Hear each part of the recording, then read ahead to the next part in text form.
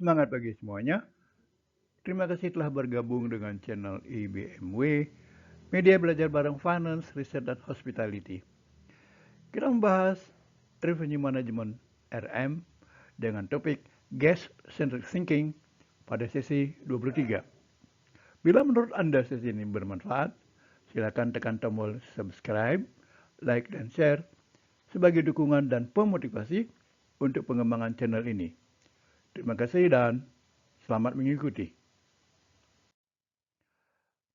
Kita membahas mengenai perkembangan guest-centric thinking. Industri perhotelan kini bergeser dari room-centric ke guest-centric atau total revenue management, yaitu pendekatan yang melihat tamu sebagai pusat strategi.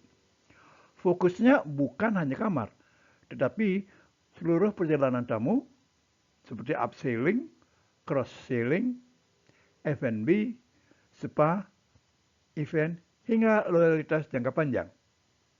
Pendekatan ini terbukti lebih efektif untuk meningkatkan profitabilitas dan daya saing hotel. Berikut disajikan tabel untuk memperjelas perbedaan antara room-centric thinking versus guest-centric thinking yang membahas aspek room-centric thinking dan guest-centric thinking. Pada sisi aspek, fokus utama di room-centric thinking adalah kamar sebagai produk inti hotel, sedangkan pada guest-centric thinking, tamu sebagai pusat strategi dalam kurung customer-centric.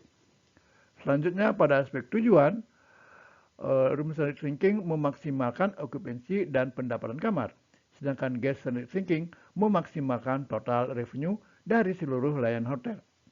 Aspek strategi harga, pada room-centric thinking, penentuan harga kamar berdasarkan permintaan, musim, dan kompetisi. Sedangkan pada guest-centric thinking, penentuan harga dan paket berdasarkan nilai yang dirasakan tamu, preferensi, dan perilaku.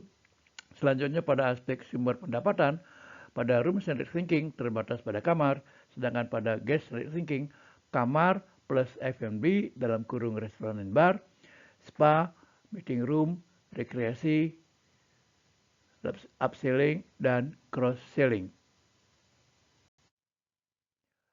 Selanjutnya, dari aspek pengalaman tamu, pada room-centric thinking kurang diperhatikan.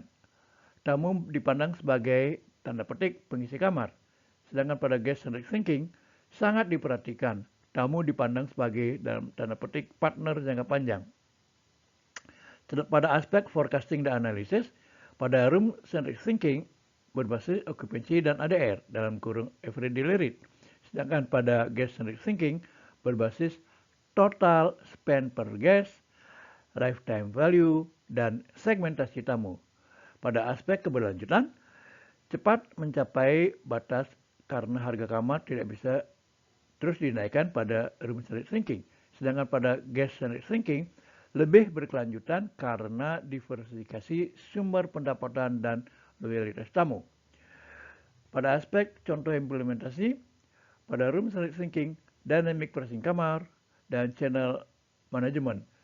Sedangkan pada guest-centric thinking, build bundle kamar plus breakfast plus paket spa membership loyalty program dan upselling kamar premium.